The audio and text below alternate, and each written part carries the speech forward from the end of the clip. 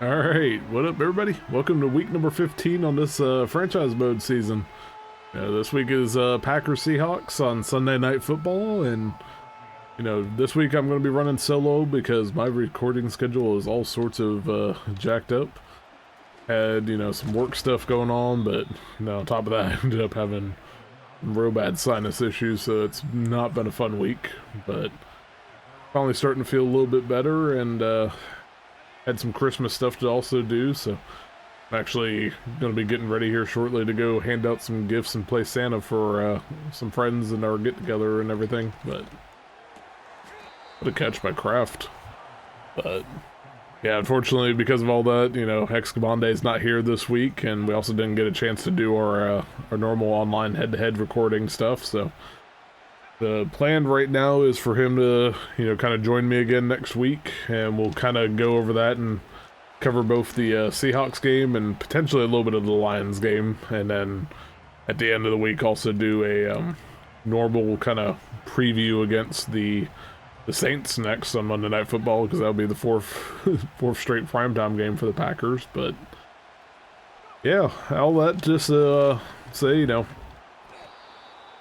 going into this franchise mode, we're still unbeaten on here, but the real life Packers, they dropped kind of a heartbreaking game against the Lions this past week. 34-31 loss, which pretty much eliminated them from the division race, at least, which that sucked. So it's still a pretty good season, but yeah, they're gonna have to go on the road again this week at Seattle to get another crack at trying to get to 10 wins. They haven't done that in the regular season since 2021, but obviously to do that, beating the Seahawks would be nice, because I honestly can't stand the Seahawks. They're just, ever since the Pete Carroll days, I do not like them. But, to be on Seattle's case, with McDonald and coach, they're 8-5 now. Top of the NFC West, so this might be a playoff preview for later on down the road. They're just ahead of the Rams right now, who are 8-6 after their win against the 49ers on Thursday. But yeah, Vegas right now has Green Bay is about 2.5-point favorites currently. And if they win, it'll be the first win at Seattle since I was in high school. Back when I had knees that weren't always cracking as I'm walking up the stairs or anything like that. But if they also get the win, they'll also complete a sweep of the NFC West, so that'd be nice for any potential tiebreakers down the road. But let's see, try to hit Dobbs over here real quick. See if we can finish off the drive real fast before going into some notes. Right now, I've been trying to mix up the pass and the run a little bit. Let's see if we can finish with Jacobs.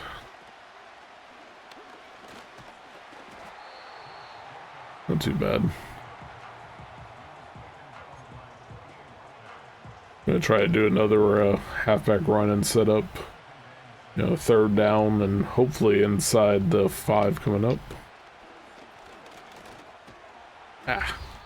Got myself stuck right there. So we'll have one more play of this first quarter, and then we'll go into the notes real fast.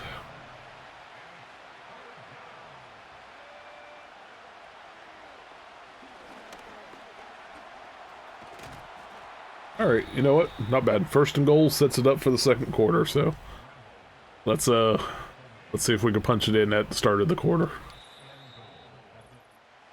Alright, and as we try to finish off this drive here, some of the quick notes from the Packers dope sheet going into this one as we get, I thought we were going to get a touchdown there. Green Bay is 15-9 all-time, including the postseason in this series. And that includes wins in 5 of the last 6 against the Seahawks. The last time we actually saw them was back in 2021, and Green Bay shut that ass out that week. That was a 17-0 victory, and now that I'm kind of thinking about it, I know that was the first one under the LaFleur era. That might be the only shutout victory that we've had under the LaFleur era, so that's something I'll have to double check later on and see as we finally get the damn touchdown. And man, it'll be nice to see if Reed can get some more action this week. One target last week only was something I did not expect. I thought we were going to at least look for him a little bit more. But yeah, anyways, you know, with Green Bay going up against Seattle, I saw a stat on the dope sheet as well from the Elias Sports Bureau. This is going to be the third straight week that the Packers have faced a team that has entered the contest on a winning streak of 3 or more games.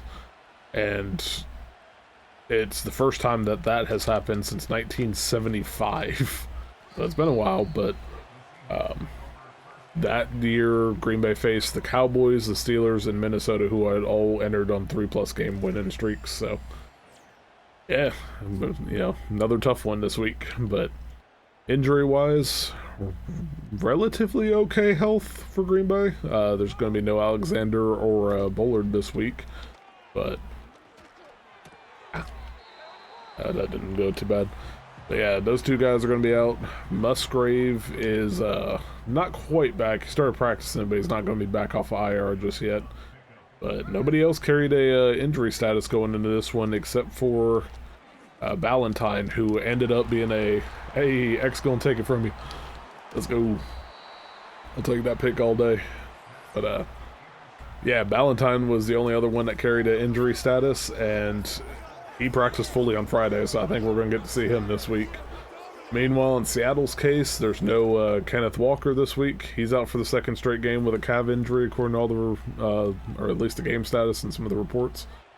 And they're also going to be without Trey Brown, Jarek Reed, and Brady Russell, who were the other 3 that were on the active roster that were out. And they had a couple other guys that were on IR that were also ruled out still, but yeah, it's going to be interesting to see how this one goes, kind of starting with the offense since we're over there.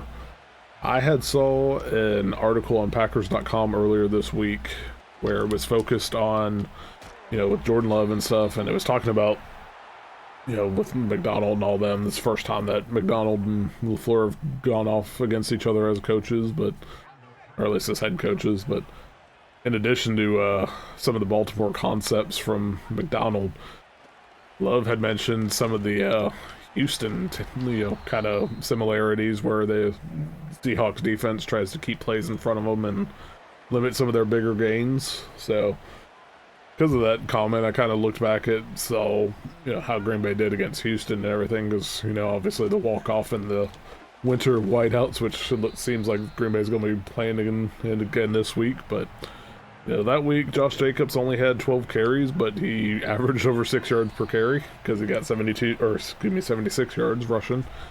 And, you know, it's kind of been referenced all over the place this weekend, but you know, the last time he was in Seattle, he had a monster day as a Raider. 229 yards on the ground on 33 carries, over 300 plus, you know, scrimmage yards, and that also included the you know, walk-off touchdown. He had an 86-yard run to finish that game. So one of my guys got injured. Who got injured here? Well, that's not ideal. But yeah, so I don't think he's going to repeat that performance again this week, but you know, obviously feel free to prove me wrong, Mr. Jacobs. But yeah, it's going to be interesting to see how Seattle does, because, you know, checking them out this week, Leonard Williams and company, they've only given up 1 touchdown on the ground since like November started, and probably the worst performances that they've had were against San Francisco. I think they gave up like 131 yards on 27 carries that week.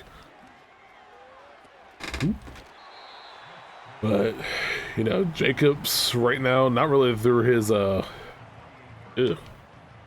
but not really through his own fault. But he's only gotten like 2.2 yards per carry against Miami, and then just under 4 against Detroit, who they're beat up, but they're still a really good team. So, you know, the question I was going to ask Zach when we were going to film this was, what kind of performance were you expecting on the ground for Green Bay this week? And to be honest, like with Green Bay, I think they have the opportunity to kind of make some plays and everything on the ground. I don't think it's going to be anything too crazy, but I think it'll be similar to that San Francisco game that Seattle had, where You know, they give up like probably somewhere in the ballpark of like 140 on 25 carries as a team. I wouldn't be shocked if Jacobs got 100 yards, but I'm not necessarily expecting it. I think you'll see something in the lines of like 20 carries for 90 yards or something like that. So pretty close, but not quite there. We get the stop right there, call the timeout, and get the ball back for one more shot. But I think the biggest thing is going to be on the passing game. You know, Seattle's been doing really well recently, getting turnovers. You know, I think they've had something like 5 interceptions in the last 4 weeks or something ridiculous like that. So it kind of comes down to, again, can Jordan Love, you know, keep the ball clean and everything? Or, you know, play a clean game, don't turn the ball over and stuff. And I don't know, but like the key matchup I'm watching this week on offense, outside of, you know, obviously Jacobs and, you know, Jordan Love and stuff, is mainly a, you know, how, I guess what I'm looking for is that tight end. And the reason why I've looked at this with Kraft and stuff is because I have McBride from the, you know, Cardinals as, ooh, I should have thrown a pick there. That was bad. That was a bad throw. Bad decision entirely. But yeah, McBride's my fantasy tight end for Arizona. And this led me, because they were facing the Seahawks last week, to kind of check on their tight end matchups. And they don't always get, you know, beat up by tight ends, but they have a tendency to give up some big days. McBride himself, he had 12 catches for 133 yards in November. And then last week he followed it up with a 7-catch, 70-yard performance, which clutch, because that got me into the playoffs in one of my leagues. But Kittle even had a 2-touchdown performance against them in October. Dobbs, let's go, boy. But Pitts had 7 catches for 65 yards against them, and that's, you know, tied for the most receptions he's had in the game this year. Even Dawson Knox of the Bills, he ended up having like a 2-catch, 50-yard game against them, which that's his second highest receiving yardage for the season. So that's going to be the big matchup on, you know, an offense that I'm looking forward to seeing how it plays out. Oh, shoot. Well, that's not ideal. I did not mean to run the ball there across the line of scrimmage. That entirely is on me. Damn it. So dumb. Oh, let's see if we can go into the half up 7 here. I cannot believe I absolutely did that right then. Yeah, so Seattle's running out the clock, so we'll talk about the defense here at the end of, or I guess at the start of the second half. Alright, we're back for half number 2 here. And let's see if we can get a good start to this half on defense. Yeah, I'll take the 7-point lead. I'm still kind of blah about how the first half ended, but it is what it is. But yeah, since we're starting off on defense, and that's kind of where we're gonna you know, begin anyways. Yeah, looking at Seattle, you know, so far this season, I haven't watched too many of their games outside of the game against the Jets when we were on the ride back from Miami and a couple others, but you know, it seems like they're mostly a passing team, just based off the stats. I think they have like the 3rd most passing yards per game. It was, I think, 249 when we checked it earlier. Oops. Oh, I guess right on cue. Passing attack kind of killed us there. But yeah, they get about 250 or 249 a game on the air, but they're like one of 7 teams that don't get 100 yards on average on the ground. And, you know, with no Alexander or Bullard and the, you know, defensive backs this week, at least we do got Evan Williams coming back. He had the concussion against Detroit, so between him and Cooper coming back at linebacker after the hamstring injury, I was going to ask Zach, kind of see what he felt like with the pass defense this week, and if there was any specific player that he was looking at. You know, I don't know what his answer is going to be now, but I felt okay with the defense going into this week, especially with Cooper back. He's kind of the main guy I was looking at. But mainly because I want to see how he's doing post-injury and stuff. Hamstring injuries can kind of suck, but yeah, I mean, I don't expect Seattle to do a whole lot on the ground because Green Bay, you know, for once this season, they're actually pretty solid on the run defense, and you know Seattle's not going to have Walker anyways, so really it's going to come down to how well does Green Bay defend that passing game. And to be honest, I don't really overly trust our you know, our cornerback room, but I do think they're going to get a little bit of help with the pass rush this week. It's been you know, it's been a little bit better in the last like 4 games since the bye week. Green Bay's up to 11 sacks, and then even when you look on the different, you know, different sites and their metrics and all that, pretty much across the board, you'll see that, you know, some of the different pressure rates for guys like LVN and Rashawn Gary and even like Cox and them, they've all been kind of increasing on the pressure rate as well, which that's going to be very helpful because Seattle, I think, is like 29th or 30th in like pass blocking efficiency on some of those metrics. I want to give credit to a Packers writer, but unfortunately I'm absolutely blanking on the name right now. But it said Green Bay's had like 35 or so pressures in the last couple weeks. And that's where I think I got the Seattle at the 29th pass blocking efficiency as well. But another stat too is that Geno Smith, he's also been I think he is the only quarterback that has double-digit interceptions while under pressure. He's either like one of 2 or the only one. I can't remember 100%, but ooh, how did we get out of this? That would be a terrible hit to take in real life. But yeah, I think Seattle's going to get theirs in the passing game. Like, it's not going to be completely shut down, but I think Green Bay is going to get enough pressure just to force a turnover or two, and that might, you know, turn the game in what should be a close battle. But got 3rd and 4 real quick. As I'm looking at this, I'm going to do all outs. But my gut feeling, and I don't know why, I don't really have any like specific because of this trend. But I think Evan Williams is going to get a turnover this weekend. I don't know if it's going to be an interception or just a fumble recovery or what, but he's kind of my main person that I'm looking at. Although I am interested to see how Kenny Clark continues to do. It seems like last couple of weeks he's really starting to pop out again. So hopefully, you know, injuries and all that stuff are kind of behind him and he can show out the back half of the season. But it'll definitely be helpful too if we can get some pass rush going, because the whole middle of the field being open the last couple weeks has really sucked. Just like that sack sucked. Holy crap. Gonna do a screen here since I'm in field goal range, and something pops, cool. If not, well, at least we still get points, hopefully, as long as I don't botch anything. Alright, take this one to the 4th quarter real quick and we'll have a good ending to this game. Alright, let's see if we can take this lead here. It's going to be a big kick. Got the wind at our back at least. Yep, we're good. So, good deal, take a late lead. See if I can hold it on the defensive side and not give up a big touchdown again. Yeah, the other big thing with Green Bay this week, outside of the middle of the field, let's see if we can get those screens kind of short up too, because Detroit killed us this past week. I saw Halfley and them were talking about it in press conferences and everything this week, so you know, hopefully that ends up actually being a good fix, because man, you hate the death by 1,000 paper cuts.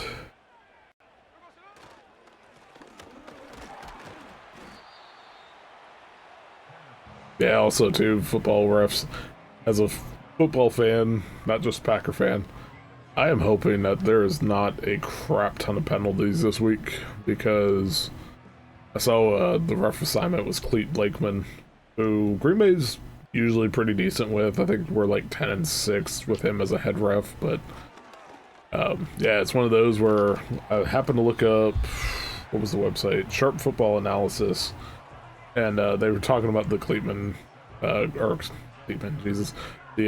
crew. And they're like #1 in penalties this year, with the most in illegal formations, the most personal foul calls, and the most ineligible man downfield calls. So Green Bay has cleaned up penalties quite a bit in the last few weeks, but you know, stuff like lining up offsides and all that crap still is work in progress, and you know, you kind of know it's going to be a big thing this week, so you know, hopefully they'll get that cleaned up. But overall, prediction-wise, my gut feeling is that it's going to be, you know, again, close game. I think Green Bay will win something like a 28-24 type of game. As we try to get a... what a tackle. Oh, boy. Yeah, I think just there will be like one turnover that will be a big difference maker, and that will seal a win for Green Bay this week. Guess he's running to the right. That was almost bad. Hey, they're actually going for it too. See if we can get the stop here. I got... Wow, good stand. There's Evan Williams too, right on cue. Just talked about him doing a turnover, and then he makes a big play to get a turnover on downs on the actual game. So, right now I'm just going to try to run down the clock, see if I can get a few more points here, and go from there. Sucks I lost Josh Jacobs on this game, so not ideal, but we'll ball out.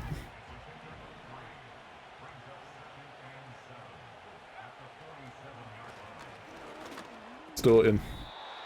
Bruh. That's not ideal. Hopefully that doesn't happen this week. But see if the defense can make one more big play. Wow. I'd say that's a big play.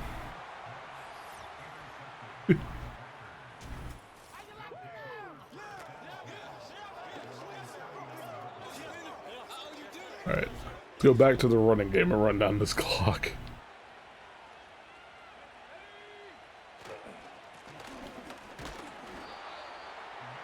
I see what plays might work. Especially online. I had kind of a mixed bag when I've been doing online games lately. I think since the last video I've done like another 4 or 5 games.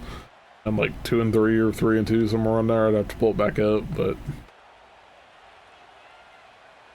yeah, it's been I can't get the run game going. It's always seemingly a struggle, so I like to practice some run plays and stuff on here. That was a good one. Alright. This might seal it here if I can get the first.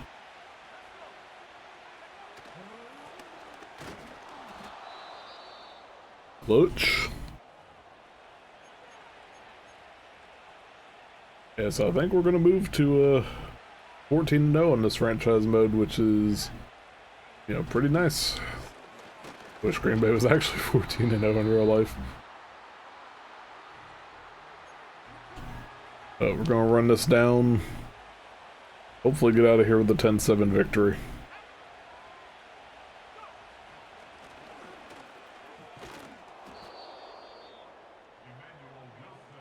Yeah, and I'll do it right there.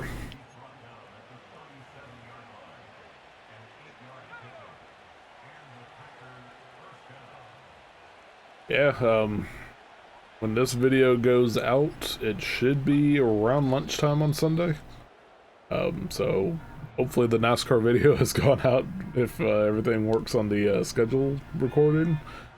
So, yeah, if you haven't caught that at this point, we're doing the final race at the regular season in the Truck Series over at Michigan. So, you know, see how PJ Moneymaker does before playoffs go, and then ideally this upcoming week we're gonna have the online head-to-head come back, talk about the upcoming, or excuse me, talk about the end of this game, like in real life, and then the talk about the Lions game a little bit too, and just see how everything's going. And then next week toward the back half, so Monday Night Football, so probably another Sunday video, but we'll do another franchise mode video where it's talking about Packers Saints. So yeah, outside of that, feel free to like, comment, subscribe, all that good stuff, and I will catch y'all next week. Baby, it's you and I